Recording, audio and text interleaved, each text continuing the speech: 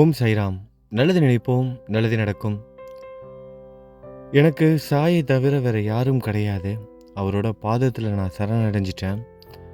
அவர் பார்த்துக்குவார் என் வாழ்க்கையை அப்படின்னு நம்பிக்கையோடு இருக்கிறவங்க ஒவ்வொருத்தரும் சாயோட குழந்தைகள். இந்த உலகத்திலேயே விலை மதிப்பற்றது தாய் அன்பு தான். அந்த தாய் அன்பு நம்ம சாய்கிட்ட மட்டும்தான் கிடைக்கும். சாயோட பக்தர்கள் ஒவ்வொருத்தரும் அந்த அன்பை உணர்ந்திருப்பாங்க. கண்டிப்பாக இந்த பதிவு கேட்டுட்ருக்க நீங்களும் உணர்ந்திருக்கீங்க தானே? கமெண்ட் பாக்ஸில் சொல்லுங்கள். சாயோட அன்பை நீங்கள் உணர்ந்திருக்கீங்களா? தாய் அன்பை தான் பெற்ற குழந்தைகிட்ட ஒரு தாய் காட்டுற அன்புக்கு ஈடு இணையாக வேறு எதையுமே நம்ம சொல்ல முடியாது. அந்த தாய் அன்பு நம்ம சாய்கிட்ட மட்டும்தான் கிடைக்கும். நம்ம தாயை தவிர்த்து அடுத்ததாக நம்ம சாய்கிட்ட மட்டும்தான் அதை உணர முடியும். ஒரு சில நண்பர்களுக்கு தாய் அன்பு கூட கிடைக்காம இருந்திருக்கும். அப்படிப்பட்டவர்களுக்கு சாய் தன்னோட அன்பை வாரி வாரி வழங்கிக்கிட்டு இருக்காரு. தாய் தந்தையர்கள் இல்லாத குழந்தைகளுக்கு சாய் தந்தையாகவும் தாயாகவும் இருக்காரு. நம்மள நிறைய பேருக்கு இந்த தாய் அன்பு அப்படிங்கிறது இயற்கையாகவே கிடைச்சிடும். ஒரு சில பேருக்கு தாய் அன்பு கூட கிடைக்காம இருக்கும். அந்த மாதிரியான வாழ்க்கை வாழ்ந்துட்டு இருக்கவங்க கூட இருக்க தான் செய்கிறாங்க. ஆனால் அவங்க கூட சாயோட பாதத்தை தொட்டதுக்கப்புறம் தாய் இல்லையேங்கிற ஒரு குறை இல்லாமல் அவங்களோட வாழ்க்கையை வாழ்ந்துக்கிட்டு இருக்காங்க. சாய் அடிக்கடி ஒரு விஷயம் சொல்லுவார். இந்த துவாரகா மாயி அம்மா மாதிரி, இங்கே வர எல்லாருக்கும் அதில் இடம் இருக்குது. இங்கே இருக்கிற எல்லாருக்குமே இந்த அம்மா ஒரே மாதிரி தான் அன்பை செலுத்துவா அப்படின்னு. அந்த துவாரகா மாயி ஒரு அம்மாவாக, ஏன்னா அந்த இடத்துல சாய் இருக்கார். சாய் இருந்ததுனால அந்த இடம் அவ்வளவு சிறப்பு வாய்ந்தது துவாரகா மாயிங்கிறது. அதனால தான் நம்ம துவாரகா மாயில் ஒரு நிமிடம் உட்காந்தா கூட அந்த தாய் அன்பை உணர முடியும். நிறைய விஷயங்கள் நம்ம தொடர்ந்து பேசுகிறதுக்கு முன்னாடி ஒரு முக்கியமான விஷயத்தையும் நான் சொல்லிக்கிறேன். நம்ம சாய் குடும்பத்தை சேர்ந்த அனைத்து பக்தர்களுக்கும் தெரிஞ்சிருக்கோம். கோதுமை பிரசாதம், அப்புறம் தீபாவளி அன்னைக்கு லக்ஷ்மி பூஜையில் வச்ச ரூபாய் நோட்டு, புது நோட்டு, புது கரன்சி, அப்புறம் தீபாவளி பரிசு, இதெல்லாம் சேர்ந்து, அப்புறம் புது வருட டைரி, கேலண்டர், இதெல்லாம் சேர்த்து கொடுக்குறதா சொல்லியிருந்தோம். நிறைய நண்பர்கள் ஃபோன் பண்ணி புக் பண்ணி வச்சுக்கோங்க, எனக்கும் அனுப்புங்கன்னு சொல்கிறாங்க. எல்லாருக்கும் அனுப்புவோம் கண்டிப்பாக. தீபாவளி முடிஞ்சதுக்கப்புறமா தான் புது வருட கேலண்டர், டைரி இது எல்லாம் வரும். இங்கே கோவில் புத்தகம் அந்த விற்கிற இடத்துல புக் ஸ்டாலில் கொண்டுட்டு வருவாங்க. புது வருட டைரியும் புது வருஷ காலண்டரும் புக் ஸ்டாலில் வந்ததுக்கப்புறம், ஷிரடிக்கு வந்ததுக்கப்புறம் உடனடியாக நம்மளோட சேனலில் பதிவு போடுவோம். அப்போ என்னோடய ஃபோன் நம்பரும் கொடுப்பேன், வாட்ஸ்அப் நம்பரும். நீங்கள் அப்போ மெசேஜ் அனுப்புனா போதும், எல்லாருக்கும் நான் அனுப்பி வைப்பேன். கோதுமை பிரசாதம், பாபாவோட உதி பிரசாதம், வருஷத்தில் ஒரு நாள் மட்டும் கிடைக்கிற கோதுமை பிரசாதம், பாபாவோட சமாதி நாள் அன்றைக்கி கோதுமை பிரசாதம் கிடைக்கும். அதெல்லாம் வீடியோவில் பார்ப்பீங்க. அப்புறம் புது கரன்சி எல்லாமே ரெடி பண்ணி வச்சுட்டேன் நான். சாமி கும்பிடுற வீடியோ, அப்புறம் நம்ம கோவிலுக்கு கொடுக்குறது, அங்கே கோவிலில் நடக்கிற பூஜை, இது எல்லாமே நான் வீடியோவில் உங்களுக்கு காமிப்பேன். அங்கே வச்சு சாமி கும்பிட்டுட்டு நம்ம எவ்வளோ நோட்டு வச்சு சாமி கும்பிட்றோம், இது எல்லாமே கிளியராக நீங்கள் பார்ப்பீங்க. அந்த நோட்டிலேருந்து ஒரு நோட்டும், அப்புறம் கோதுமை பிரசாதம், புது வருஷ காலண்டரு, டைரி, இது எல்லாம் சேர்த்து தான் அனுப்பி வைக்க போகிறேன். இன்னும் ஒரு சில பொருட்களும் உங்களுக்கு சஸ்பென்ஸாக இருக்குது. அது எல்லாமே கிஃப்டாக இருக்கட்டும். தனிப்பட்ட முறையில் அதெல்லாம் நான் அனுப்பி வைப்பேன், எல்லாருக்குமே அனுப்பி வைக்கிறேன்.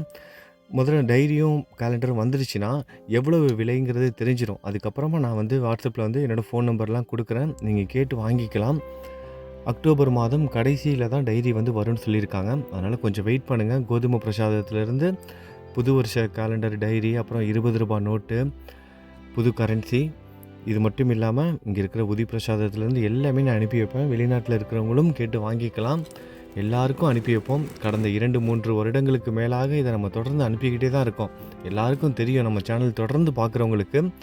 புதிதாக ஒரு சில நண்பர்கள் பார்த்துட்டு இருக்கவங்களுக்கு இது புக் பண்ணி வைக்கணுமா, பணம் கொடுக்கணுமா, நாங்கள் முன்பதிவு செய்யணுமா, இதுக்கு ஏதாவது ப்ராசஸ் இருக்கா, நாங்கள் பதிவு பண்ணால் தான் எங்களுக்கு கொடுப்பீங்களா, அந்த மாதிரிலாம் கேட்குறாங்க. அதெல்லாம் எதுவுமே கிடையாது. நான் மெசேஜ் அனுப்ப சொல்லும்போது நீங்கள் என்னோடய நம்பர் நான் கொடுப்பேன், தொடர்ந்து பாருங்கள். அப்போ உங்களுக்கு தெரிஞ்ச வந்துடும். நான் மெசேஜ் அனுப்ப சொல்லும்போது நீங்கள் மெசேஜ் அனுப்புனீங்க அப்படின்னா கண்டிப்பாக எல்லாருக்கும் நான் அனுப்பி வைப்பேன். அக்டோபர் மாதம் முடிஞ்சதுக்கப்புறம், முடிகிற ஸ்டேஜில் தான், அக்டோபர் எண்டில் தான் புது வருஷ காலண்டர், டைரிலாம் வரும். வந்ததுக்கப்புறம் நம்ம நவம்பரில் அனுப்ப ஆரம்பிச்சிருவோம். நம்ம வீடியோ தனியாக நான் போடுவேன். புது வருஷ பரிசு பொருட்கள், இல்லைனா நியூ இயர் கிஃப்ட்டு, இல்லைனா தீபாவளி பரிசு, பாபாவோட பரிசு இந்த மாதிரி ஏதாவது ஒரு தலைப்பில் ஒரு வீடியோ வரும் உங்களுக்கு. நீங்கள் கேட்டு வாங்கிக்கலாம். எல்லாருக்கும் நான் அனுப்பி வச்சுருவேன். அதனால் இதுக்குன்னு நீங்கள் எது ஒரு முன்பதிவும் இல்லை பணம் கொடுக்கணும் அந்த மாதிரிலாம் எதுவுமே தேவையில்லை. முன்கூட்டியே நீங்கள் எதுவும் பதிவுலாம் பண்ண தேவையில்ல. தொடர்ந்து வீடியோ மட்டும் பார்த்துக்கிட்டு இருங்க. உங்களுக்கே தெரிய வரும் எப்படி வாங்கணும், என்ன செய்யணும் அப்படிங்கிறது. எல்லாருக்கும் நான் அனுப்பி வச்சுருவேன். அதுக்காக தான் எல்லாருக்கும் கொடுக்கணும் அப்படிங்கிற ஒரு காரணத்திற்காக தான் தீபாவளிக்கு நான் ஊருக்கு போகாமல் இங்கே ஷீரடியிலே இருக்கிறேன். கோதுமை பிரசாதம் வந்து வாங்கணும், கோதுமை வந்து காணிக்கையாக கொடுக்கணும். இந்த காரணத்துக்காக தான் நான் ஷீரடியிலே இப்போ இன்னும் இருக்கேன். ஏன்னா 2 மாதத்துக்கு மேலே ஆயிடுச்சு நான் ஷீரடிக்கு வந்து. விஜயதசமி அன்னைக்கு அந்த பூஜையும் வேறு செய்யணும். அதுக்கப்புறம் வந்து தீபாவளி அன்னைக்கு லக்ஷ்மி பூஜை நடக்கும். அந்த பூஜையிலையும் கலந்துக்கணும். ரூபா நோட்டு வச்சு சாமி கும்பிடணும். அதுக்காக தான் தீபாவளி வரைக்கும் நான் இங்கேயே தான் இருக்க போகிறேன். அதனால் வந்து புரிஞ்சுக்கோங்க. யாரும் வந்து இதுக்கான முன்கட்டணமோ பதிவு வேறு எந்த ஒரு ப்ராசஸும் கிடையாது. மெசேஜ் அனுப்புனாலே போதும், நான் அனுப்பி வச்சுருவேன். மெசேஜ் எப்போ அனுப்பணுங்கிறத அக்டோபர் மாதத்தில் நான் சொல்லுவேன் உங்களுக்கு. தீபாவளி முடிஞ்சதுக்கப்புறம் இல்லைனா தீபாவளி அன்றைக்கி நான் சொல்கிறேன். நீங்கள் அதை பார்த்து தெரிஞ்சுக்கலாம். எல்லாருக்கும் அனுப்பி வச்சுருவோம். ஏன்னா நிறைய நண்பர்கள் எங்களுக்கு கிடைக்காம போயிடுமா அப்படின்னு கொஞ்சம் பயத்தோடையே இருக்காங்க. தொடர்ந்து வீடியோஸ் பார்த்துக்கிட்டு இருக்கவங்க, தொடர்ந்து நம்மளோட சேனல் 4-5 வருடங்களாக பார்த்துக்கிட்டு இருக்கவங்களுக்கு கண்டிப்பாக தெரிஞ்சிருக்கும். எவ்வளவோ விஷயங்களை செஞ்சுருக்கோம். எல்லாருக்குமே அனுப்பியிருக்கோம். எல்லாருக்கும் அதே மாதிரி நான் அனுப்பி வச்சுருவேன். என்னை நம்பலைனாலும் நீங்கள் பாபாவை நம்புங்க. கண்டிப்பாக அவர் கொண்டு வந்து சேர்த்துருவார். நானே கண்டிப்பாக கொடுத்து அனுப்பிச்சிட்றேன். உங்களுக்கு எல்லாருக்கும் பார்சலில் கொரியரில் அனுப்பி வச்சிடுவேன். வெளிநாட்டில் இருக்கிறவங்களுக்கும் இதே தான். கண்டிப்பாக எல்லாருக்கும் வந்து சேர்ந்துடும். எல்லோரும் நம்பிக்கையோடு இருப்போம். தாய் அன்பு பற்றி பேசிகிட்டு இருக்கோம். பாபாவோட பாதத்தை தொட்டவங்களுக்கு என்றைக்குமே வந்து எந்த ஒரு குறையுமே இருக்காது. சந்தர்ப்ப சூழ்நிலைகள்னாலும் நம்மளோட கரும வினைகள்னாலும் ஒரு சில கஷ்டங்களை நம்ம அனுபவிச்சிட்ருக்கோம். இது எல்லாமே கூடிய சீக்கிரமே முடிவுக்கு வந்துடும். இது எதுவுமே நிரந்தரம் கிடையாது. எல்லாமே கூடிய சீக்கிரம் முடிவுக்கு வந்துடும். நம்புங்க. நீங்கள் எந்த அளவுக்கு நம்புகிறீங்களோ அந்த அளவுக்கு கூடிய சீக்கிரமே உங்களோட கஷ்டங்களும் துன்பங்களும் விலகும். அது ஒன்று தான் மருந்து. உங்களோட நம்பிக்கை, பொறுமை. அதே நேரத்தில் உங்கள் கைக்கு உட்பட்டு, உங்கள் சக்திக்கு உட்பட்டு எந்த அளவுக்கு முயற்சி செய்ய முடியுமோ அந்த அளவுக்கு முயற்சி செய்யுங்க. கைக்கு அப்பாற்பட்ட விஷயங்களை சாய்க்கிட்ட ஒப்படைச்சிருங்க. நாம ஜபம் நம்ம தொடர்ந்து சொல்லிக்கிட்டு இருக்குது. அதை எப்போதுமே விடவே கூடாது. ஒரு நாளைக்கு குறைஞ்சது 108 முறையாவது நம்ம சாயோட நாமத்தை நம்ம ஜபம் பண்ணியே ஆகணும். நம்ம எந்த நிலைமையில் இருந்தாலும் சரி, எந்த ஒரு காரணத்திற்காகவும் சரி, மனசு சரியில்லை, உடல்நிலை சரியில்லை, வேற எப்பேற்பட்ட பிரச்சனையில் இருந்தாலும் சரி, நாம ஜபத்தை மட்டும் நம்ம விடவே கூடாது. இது ஒன்று தான் நம்ம சாய்க்கு செய்கிற மிகப்பெரிய ஒரு சேவை. அது மட்டும் இல்லை, மிக சிறந்த வழிபாட்டு முறையும் இதுதான். நீங்கள் அந்த மந்திரம் சொல்கிறேன், இந்த மந்திரம் சொல்கிறேன், அந்த பூஜை பண்ணுறேன், இந்த பூஜை பண்ணுறேன், இது எல்லாத்தையும் தாண்டி மிகவும் மகத்துவமானதும் உண்மையானதும் சாய் நமக்கு சொல்லி கொடுத்ததும் நம்மளோட குரு நம்மக்கிட்ட எதிர்பார்க்குறதும் இது ஒன்று மட்டும்தான். இதை மனசில் ரொம்ப ஆழமாக பதிச்சு வச்சுக்கோங்க. எந்த ஒரு காரணத்திற்காகவும் நாம ஜபத்தை மட்டும் விட்டுறாதீங்க. இந்த நாம ஜபம் செய்ததுனால நிறைய நண்பர்களுக்கு நிறைய நன்மை நடந்திருக்கு. வரப்போகிற நாட்களில் நாம ஜபம் செய்ததுனால எவ்வளவு நன்மைகள் நடந்தது, இது எல்லாத்தையும் நம்ம தெரிஞ்சுக்க போகிறோம். நிறைய அற்புதங்கள், நிறைய விஷயங்கள் நடந்திருக்கு. ஏற்கனவே பல முறைகள் நம்மளோட சேனலில் இதை பற்றி பேசியிருக்கோம். மீண்டும் இதை பற்றி நம்ம புதிதாக சேர்ந்திருக்கோம். நம்ம சாய் சொந்தங்களுக்காகவும் மீண்டும் ஒரு முறை அதை நினைவுபடுத்தி கொள்ளும் விதமாகவும் இதை பற்றி நம்ம நிறைய விஷயங்கள் தெரிஞ்சுக்க போகிறோம். நாம ஜபத்தினால நடந்த அற்புதங்கள், அதிசயங்கள் உங்களோட வாழ்க்கையில் நடந்திருந்துச்சு அப்படின்னாலும் அதையும் நீங்கள் நம்மளோட சேனலில் வந்து சொல்லலாம். என்னோட வாட்ஸ்அப் நம்பர் இருக்கிறவங்க என்னை தொடர்பு கொண்டு இந்த நாம ஜபத்தினால உங்களோட வாழ்க்கை எந்த அளவுக்கு மாறுனுச்சு அப்படிங்கிறத நீங்கள் சொல்லலாம். கிட்டத்தட்ட 5 வருடங்களுக்கு முன்பு ஒரு முறை இந்த நாம ஜபத்தை நான் வந்து எழுத ஆரம்பித்தேன். அதுக்கு முன்னாலேருந்து வந்து எழுதுகிறவங்களாம் இருக்காங்க. நான் வந்து ஒரு 6 வருஷமாக தான் எழுதிக்கிட்டு இருக்கேன். முதல்ல எழுத ஆரம்பித்தது ஸ்ரீராம ஜெயம். ஸ்ரீராம ஜெயம் அது அப்படியே ஓம் சாய்ராமாக மாறினது. அதை பற்றின விளக்கங்கள் ஒரு பெரிய ஒரு என்னையே அறியாமல் நான் எழுதினேன். அது சொல்லும்போது இப்போ ஒரு யூடியூப்காக ஏதோ ஒரு வீடியோவுக்காக நம்ம ஏதோ மிகைப்படுத்தி சொல்கிற மாதிரி இருக்கும். ஆனால் அதான் உண்மை. அதுக்கு ஆதாரமும் இருக்குது. நான் உங்கள்கிட்ட காமிக்கிறேன். ஓம் சாய்ராம் நான் எழுத ஆரம்பிக்கலை. முதல்ல எழுத ஆரம்பித்தது ஸ்ரீராம ஜெயம் தான் எழுதிக்கிட்டு இருந்தேன். ஆனால் என்னையே அறியாமல் நான் ஓம் சாய்ராம் எழுதுகிறேன். அந்த எழுதுனதுக்கு அப்புறமா தான் என் வாழ்க்கையில் நிறைய மாற்றங்கள் ஏற்பட்டது. எல்லாமே நல்ல விஷயங்களாக நடக்க ஆரம்பிச்சு. தடைப்பட்ட காரியங்கள் எல்லாமே நிவர்த்தி ஆனது. தடைகள் எல்லாம் எப்படி காணா போணுச்சுன்னே தெரியல எனக்கு. அந்தளவுக்கு ஒரு அதிசயம்லாம் நடந்தது. இதில் இன்னொரு முக்கியமான விஷயம் என்னென்னா, நான் ஓம் சாய்ராம் எழுத ஆரம்பிக்கும்போது இந்த சேனலே நான் ஆரம்பிக்கலை. 6 வருஷத்துக்கு முன்னாடி நடந்தது இது எல்லாமே. நான் உங்களுக்கு காமிக்கிறேன். டேட் முதற்கொண்டு இருக்குது. நான் உங்களுக்கு காமிக்கிறேன். அப்போ இந்த சேனலே நான் ஆரம்பிக்கவே இல்லை. ஒருவேளை நம்ம சேனல் ஆரம்பித்து நம்ம சாய் பற்றி பேச ஆரம்பித்ததுக்கப்புறமா நம்ம எழுத ஆரம்பிச்சிருந்தா கூட பரவாயில்லன்னு சொல்லலாம். சேனலே நான் ஆரம்பிக்கலை. இந்த மாதிரி யூடியூப்பில் பாபா பற்றி நான் பேசவும் ஆரம்பிக்கலை. எனக்கு ஸ்ரீ ராமஜெயம் வந்து எழுத சொன்னாங்க. என்னோடய மனைவி வந்து எழுத சொன்னாங்க. நான் வந்து தனியாக குவைத்தில் வந்து ஒர்க் பண்ணிகிட்டு இருந்தேன். அது பெரிய கதை, நான் சொல்கிறேன் உங்களுக்கு. அதுக்கப்புறமா என்னையவே அறியாமல் அது ஓம் சாய்ராமாக வந்து மாறினது. ஸ்ரீ ராமஜெயம் எழுதிக்கிட்டு இருந்த நான் எப்படி ஓம் சாய்ராம்னு எழுதுறேன்னு எனக்கு இன்றைக்கி வரைக்கும் எனக்கு தெரியல. என்னோடய வீட்டில் நான் தங்கியிருந்த அந்த ரூமில் ஒரே ஒரு சின்னதாக ஒரு பாபாவோட படம் தான் இருந்தது. ரொம்ப சின்னம், கை கடக்கமான ஒரு படம், உள்ளங்கை அளவுக்கான ஒரு படம் தான் நான் ஒட்டி வச்சுருந்தேன். அதுக்கப்புறம் என் வாழ்க்கையில் எவ்வளவோ நல்ல விஷயங்கள் நடந்தது. என் வாழ்க்கையில் நடந்தது அப்படின்னு நான் சொல்கிறத விட நம்மளோட சாய் குடும்பத்தில் நிறைய நல்ல விஷயங்கள் நடந்தது. 10 வருஷமாக குழந்தை இல்லாத ஒரு சகோதரிக்கு குழந்தை பிறந்தது. அதுவும் எப்படின்னா, அவங்களுக்கு வந்து அந்த ஒரு ட்ரீட்மெண்ட் எடுக்கிறதே வந்து விட்டுட்டாங்க. 10 வருஷம் ஆயிடுச்சு, லட்சக்கணக்கில் செலவு பண்ணிட்டாங்க. நார்மலான ஒரு மிடில் கிளாஸ் ஆளுங்க தான். திருச்சி உச்சி பிள்ளையார் கோயில் பக்கத்தில் அவங்களோட வீடு இருக்குது. இன்னமும் அவங்க அங்கே வந்து ஒரு கடை வச்சுருக்காங்க, ஒரு ஹோட்டல் வச்சுருக்காங்க. அவங்க ஹோட்டலில் உணவுகள் ஏதாவது மீதமானால் கூட யாருக்கும் வந்து வேஸ்ட் ஆகாத மாதிரி கஷ்டப்படுறவங்களுக்கு கொண்டு போயிட்டு அன்றைக்கி போய் கொடுத்துருவாங்க. வீணாகாமல் அது கெட்டு போகிறதுக்கு முன்னாடியே அந்த உணவுகளை கொண்டு போய் கொடுத்துக்கிட்டு அந்த மாதிரி ஒரு அவங்களால முடிஞ்ச ஒரு நல்ல சேவை செஞ்சுக்கிட்டு இருக்காங்க. அந்த மாதிரியான ஒரு குடும்பம், ஒரு மிடில் கிளாஸ் ஆளுங்க. எவ்வளவோ லட்சக்கணக்கில் செலவு பண்ணிட்டாங்க, ஒன்றும் பலன் இல்லை. நான் குவைத்தில் இருக்கும்போது வீடியோ போடுறேன், 108 முறை ஒரு நாளைக்கு ஒரு ஓம் சாய்ராம் வந்து எழுதுங்க ஆரம்பிங்க அப்படின்னு. ஆனால் நான் சொல்லும்போது தெரியாது இவ்வளவு நல்ல விஷயங்கள் நடக்கும்னு. அந்த சகோதரி எழுத ஆரம்பிக்கிறாங்க. அவங்க சும்மா தான் எழுத ஆரம்பித்தாங்க. ஒரே ஒரு மாதம்தான், கரெக்டாக 30 நாளில் அவங்க கன்சீவ் ஆனாங்க. எந்த ஒரு ட்ரீட்மெண்ட்டும் எடுக்கலை, எந்த ஒரு செலவும் இல்லாமல் இயற்கையாகவே அவங்க வந்து கர்ப்பமானாங்க. அதிசயத்து போனாங்க அந்த சகோதரி. நான் நேரில் பார்க்குற வாய்ப்பு கிடச்சிது. அது வரைக்கும் எனக்கு தெரியாது. அவங்க இப்போல்லாம் நான் ஃபோன் நம்பர் கொடுக்குறேன், நிறைய பேர் பேசுகிறாங்க. அப்போல்லாம் ஃபோன் நம்பர்லாம் கிடையாது. நான் குவைத்தில் இருக்கும்போது சொல்கிறேன், யார் யாருக்கெல்லாம் புக்கு வேணுமோ அவங்க எல்லாருக்கும் நான் வந்து புக்கு வந்து கொடுக்குறேன், சச்சரிதம் புக்கு நானே தேடி வந்து கொடுப்பேன், இல்லைனா கொரியரில் அனுப்பி வைப்பேன் அப்படின்னு. அதுவும் இலவசமாக, யாருக்கும் எந்த ஒரு விலையும் கிடையாது. எத்தனையோ பேர் வாங்கினாங்க புக்கு, ஆயிரக்கணக்கான பேர் வாங்கினாங்க.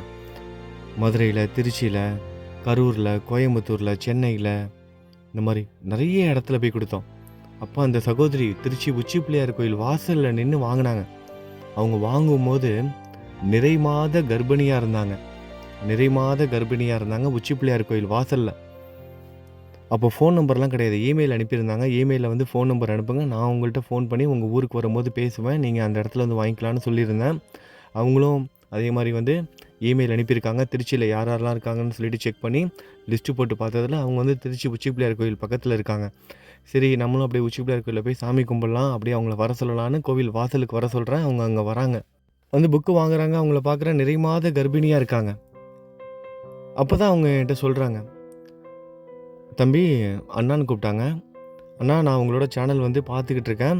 நீங்கள் சேனல் ஆரம்பித்ததுலேருந்து, நீங்கள் வெளிநாட்டில் குவைத்தில் ஆரம்பித்ததுலேருந்து பார்த்துட்ருக்கேன். நீங்கள் 108 முறை ஓம் சாய்ராம் வந்து எழுத சொன்னீங்க. அது எழுத ஆரம்பித்த ஒரே மாதத்தில் நான் வந்து கர்ப்பமான குழந்தை பாக்கியம் கிடைச்சது. அதுக்கு முன்னாடி நான் எவ்வளவோ செலவு பண்ணிட்டோம். நானும் என்னோடய வீட்டுக்காரரும் சேர்ந்து எவ்வளோ ஹாஸ்பிட்டல் போனோம், எவ்வளோ செக்கப் பண்ணோம், லட்சக்கணக்கில் செலவு பண்ணோம். அதுக்கப்புறம் நாங்கள் எல்லாத்தையும் விட்டுட்டோம். ஆனால் அதுக்கப்புறம் 108 முறை ஓம் சாய்ராம் எழுத ஆரம்பித்தேன். ஒரே மாதம்தான், 30 நாளில் நல்ல செய்தி வந்தது. நான் அம்மாவாக போகிறேன் அண்ணான்னு சொன்னாங்க. உண்மையாகவே அப்படி ஒரு ஆனந்தம், எனக்கு ஒரு சந்தோஷம், அப்படி ஒரு சந்தோஷம். அந்த ஒரு நேரத்தில் ஏதோ ஒரு நல்ல விஷயம் ஏதோ செஞ்சுருக்கோம் அப்படிங்கிற மாதிரி அந்த ஓம் சாய்ராம் எழுத சொன்னது. அதை எழுதின அந்த சகோதரிக்கு குழந்தை பாக்கியம் கிடைச்சது 10 வருஷத்துக்கு அப்புறம். இது மட்டும் இல்லை, இன்னும் நிறைய விஷயங்கள் இந்த மாதிரி நிறைய சொல்லிக்கிட்டே போகலாம். நிறைய விஷயங்கள் இதெல்லாம் ஏதோ வீடியோவுக்காக யூடியூப்காக பேசுகிற மாதிரி இருக்கும். ஒரு சில விஷயம்லாம் நம்ம சக்திக்கு அப்பாற்பட்டது, கற்பனைக்கு அப்பாற்பட்ட விஷயங்களாக இருக்கும்.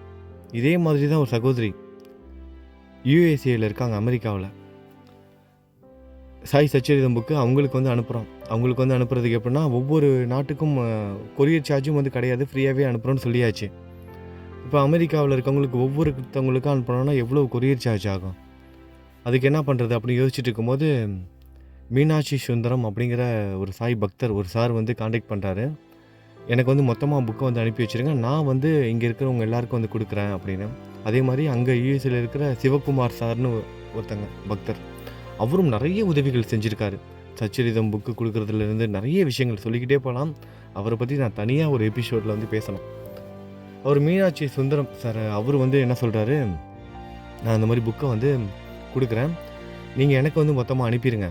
நான் வந்து இங்கேருந்து பக்தர்களுக்கு வந்து அனுப்பி வச்சுக்கிறேன். தனித்தனியாக நான் அனுப்பிக்கிறேன். இங்கே அனுப்புகிற போஸ்டல் சார்ஜை நான் பார்த்துக்கிறேன் அப்படின்னு அந்த பொறுப்பு வந்து ஏற்றுக்கிறாரு. அந்த பொறுப்பை ஏற்றுக்கிறாரு. அவங்க இங்கே சென்னையிலேருந்து ஒருத்தர் வந்து யுஎஸ்ஏக்கு போகிறாரு. அவர்கிட்ட வந்து புக்கு வந்து கொடுத்து விட்றோம். கிட்டத்தட்ட ஒரு 20 புக்கு கொடுத்து விட்றோம். அவரும் வந்து எடுத்துகிட்டு போகிறாரு. அங்கே போயிட்டு அவர் மீனாட்சி சுந்தரம் சாருக்கு வந்து கையில் போய் கிடைக்கிது. அப்புறம் அவர் ஒவ்வொருத்தருக்கும் அனுப்புகிறாரு. அப்படி அனுப்பும்போது சுஸ்மிதா அந்த சகோதரியோட பேர்.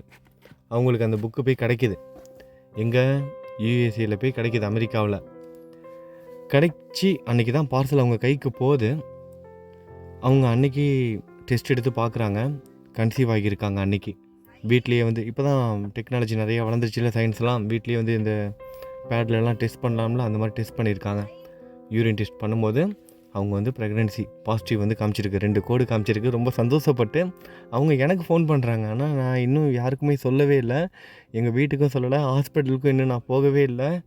எனக்கு வந்து பாசிட்டிவ் வந்திருக்கு, நான் கன்சீவ் ஆகிட்டேன் அப்படின்னு எனக்கு ஃபோன் பண்ணுறாங்க. புக்கு இன்றைக்கி தான் வந்தது. புக்கை நான் வாங்குகிறேன். இந்த மாதிரி எனக்கு டவுட்டாக இருக்குது, சந்தேகமாக இருக்குன்னு நான் டெஸ்ட் பண்ணுறேன், கன்சீவ் ஆகிட்டேன் அப்படின்னு சந்தோஷமாக சொல்கிறாங்க. அவங்களும் ஓம் சாய்ராம் எழுதினவங்க 108 முறை. இந்த மாதிரி நிறைய சொல்லலாம், சொல்லிக்கிட்டே போகலாம். 1 இல்லை 2 இல்லை, அவ்வளோ இருக்குது. எதை சொல்கிறது எதை விடுறதுன்னு தெரியல. அதான் சாயோட அற்புதங்கள்னு சொல்கிறது. ஆனால் இந்த அற்புதங்களும் அதிசயங்களும் நம்ம வாழ்க்கையிலே நடக்கணும்னா சாய் எதிர்பார்க்குறத நம்ம செய்யணும். அதை விட்டுட்டு உடனடியாக நமக்கு நடந்துடணும் அப்படிங்கிறது தான் பல பேரோட எண்ணங்கள். எதை தின்னா பித்தம் தெரியும். ஏன்னா அந்தளவுக்கு கஷ்டமும் துன்பமும் அதை வைத்து தான் நிறைய நண்பர்கள் இன்றைக்கி வந்து ஏமாந்துட்டு இருக்காங்க. நம்பிக்கைக்கும் மூட நம்பிக்கைக்கும் நிறைய வித்தியாசம் இருக்குது. நம்மளோட இயலாமை, நம்மளோட கஷ்டங்கள் வேறு இடத்துல வியாபாரமாக ஆகிட்டு இருக்கு. நமக்கு நல்லாவே தெரியும். எவ்வளவோ விஷயங்கள் நம்ம கண்கூட வந்து பார்த்துக்கிட்டு இருக்கோம். பாபா கனவுல வந்து சொன்னார், உங்ககிட்ட அது கேட்டார், இது கேட்டார், அதை சொல்ல சொன்னார், இதை சொல்ல சொன்னாருன்னு. நான் அந்த கனவு பற்றியே ஒரு வீடியோ போட்டால் இன்னமும் நிறைய பேர் வந்து சொல்லிகிட்டு இருக்காங்க. அந்த பூஜை பண்ணலாமா, இந்த பூஜை பண்ணலாமா, இவங்க சொல்கிறாங்க, அவங்க சொல்கிறாங்க. பாபா கனவுல வந்து இதை வந்து செய்ய சொன்னாராம், நான் அதை செய்யலாமா அப்படின்னு. நல்லா தெரிஞ்சுக்கோங்க, பாபா ஒரு கனவுல போய் ஒருத்தர்கிட்ட ஒன்று சொல்கிறாரு. இப்போ என் கனவுல வந்து இப்போ வீடியோ கேட்டுட்ருக்கீங்களா, உங்ககிட்டருந்து ஏதாவது ஒரு விஷயத்தை வந்து செய்ய சொன்னார், இல்லை ஏதாவது வாங்க சொன்னார் அப்படின்னா 2 பக்கமும் அவர் வந்து கம்யூனிகேட் பண்ணிடுவார். 2 பக்கமும் அவர் சொல்லிடுவார். என்கிட்டையும் கனவுல வந்து சொல்லிடுவார், நீ போய் வீடியோவில் போய் இதை சொல்லு, இதை போயிட்டு இவங்கக்கிட்ட இதை தெரிவி, இவங்ககிட்டருந்து இந்த காணிக்கையை வாங்கு, இவங்களை வந்து இந்த பூஜையை பண்ணவை, இவங்களை இந்த மந்திரம் சொல்லவை அப்படின்னு என்கிட்டையும் சொல்லுவார். அதே மாதிரி உங்ககிட்டையும் சொல்லுவார். சாய் என்ன பண்ணுவார், 2 பக்கமும் சொல்லிடுவார். இதை நம்ம கதைகள் ஒவ்வொரு கதைகளாக நீங்கள் எடுத்து பாருங்கள். கதைகள்னால் இன்றைக்கி நம்ம கேட்குற இந்த கம்பி கட்டுற கதையெல்லாம் கிடையாது. சாயோட சச்சரித கதைகளை தன்னோட பக்தர்களுக்கு சொல்லுவார். 2 பக்கமும் போய் சொல்லிடுவார். இவருக்கும் ஒரு வகையில் வந்து உணர்த்திடுவார், அவருக்கும் ஒரு வகையில் போய் உணர்த்திடுவார். இப்படி 2 பேரையும் தான் அவர் வந்து இணைப்பார். இணைப்பு பாலமாக. ஏன்னா கரெக்டான விஷயமா அப்படிங்கிற நம்பிக்கை அவருக்கு வரணும்ல. இவருக்கும் அதே மாதிரி கனவு வரும், அவருக்கும் அதே மாதிரி கனவு வரும். நிறைய சந்தர்ப்பங்கள் 1 இல்லை 2 இல்லை. சச்சரிதம்லாம் நம்ம படிச்சுக்கிட்டே தான் இருக்கோம். அதையும் கூட நம்ம என்ன பண்ணுறோம், இதை படித்தா இது நடந்துடும் அப்படிங்கிறதுக்காக மட்டுமே படிக்கிறோமே தவிர அதில் இருக்க அந்த கருத்துக்களை வந்து நம்ம புரிஞ்சுக்கிட்டோமா இந்த மாதிரியான விஷயங்களை நம்ம தேவையில்லாத நேரத்தையும் பணத்தையும் மன உளைச்சலையும், முக்கியமாக நேரம் பணம் போனால் கூட பரவாயில்ல, மன உளைச்சல். பணம் போனால் சம்பாரிச்சிடலாம், நேரம் போனால் வராது, மன உளைச்சல் வேறு. உண்மையான குரு பக்தியிலேருந்து விலகி வந்துடுறோம். ஏன்னா நாம ஜபத்து மேலே நம்பிக்கை இருக்கும்போது நம்ம வேறு எதையாவது தேடி போவோமா, போக மாட்டோம். அப்போ தேடி போகிறோம் அப்படின்னா அதை நம்பலைன்னு அர்த்தம். அப்போ சாயோட வாக்கை நம்ம கடைப்பிடிக்கலன்னு அர்த்தம். சரி, ஓகே, இதோட இந்த டாபிக் இதோட முடிச்சுக்கலாம். சாயோட தாய் அன்பு நம்ம எல்லாருக்கும் கண்டிப்பாக கிடைக்கும். எல்லாரும் நம்பிக்கையோடு இருப்போம். சாயோட பாதத்தை தொட்ட ஒவ்வொருத்தரும் சாயோட குழந்தைகள் தான். அந்த வகையில் பார்த்தோம் அப்படின்னா நீங்கள், நான், நம்ம எல்லாரும் சாயோட குழந்தைகள் தான். எந்த ஒரு பாரபட்சமும் இல்லாமல் அனைவரிடமும் சரிசமமாக தன்னோட அன்பை வந்து செலுத்துவார். அவரோட பேச்சை மட்டும் கேட்டால் போதும். அவரோட உபதேசங்களை வந்து கேட்போம். அவரோட சச்சரித்த கதைகளில் இருக்கிற பொருளை நம்ம பகுத்துணர்ந்து புரிஞ்சுக்குவோம். நல்லவனாகவும் இருக்கணும், அதே நேரத்தில் விவேகம் உள்ளவனாகவும் இருக்கணும். ஒரு குருவை பின்பற்றுபவன் நல்லவங்களாகவும் இருக்கணும், விவேகம் உள்ளவங்களாகவும் இருக்கணும். சும்மா நான் நல்லவனாக இருக்கேன் அப்படின்னு மட்டும் இருந்தால் பத்தாது. அதனால் எந்த ஒரு பயனும் கிடையாது. விவேகம் உள்ளவங்களாகவும் இருந்தால் தான் இந்த கலியுகத்தில் நம்மளால் சர்வே பண்ண முடியும். அதையும் ஞாபகத்தில் வச்சுக்கோங்க. சரி, இன்றைக்கி நம்ம சாய் குடும்பத்தில் யார் யாருக்கெல்லாம் பிறந்த நாள்னு பார்த்துடலாம். நம்ம சாய் குடும்பத்தை சேர்ந்த கௌதம் சகோதரருக்கு 20வது பிறந்தநாள். கௌதம் சகோதரருக்கு நம்ம சாய் குடும்பத்தோட சார்பாக பிறந்தநாள் வாழ்த்துக்கள் சொல்லிக்கலாம். அவரோட எதிர்கால வாழ்க்கைக்காகவும் நம்ம எல்லாரும் பிரார்த்தனை செய்துக்கலாம். அடுத்ததாக பிரவீனா சகோதரிக்கு 35வது பிறந்தநாள். பிரவீனா சகோதரிக்காகவும் நம்ம எல்லாரும் பிரார்த்தனை செய்துக்கலாம். பிறந்தநாள் வாழ்த்துக்களும் சொல்லிக்கலாம். இவங்க மட்டும் இல்லாமல் இன்றைக்கி வேறு யாரெல்லாம் நம்ம சாய் குடும்பத்தில் பிறந்தநாள் கொண்டாடுறாங்களோ அவங்க எல்லாருக்கும் பிறந்தநாள் நல்வாழ்த்துக்கள். திருமண நாள் கொண்டாடுறவங்களுக்கு திருமண நாள் நல்வாழ்த்துக்கள். நல்லது நினைப்போம், நல்லது நடக்கும். ஓம் சாய்ராம்.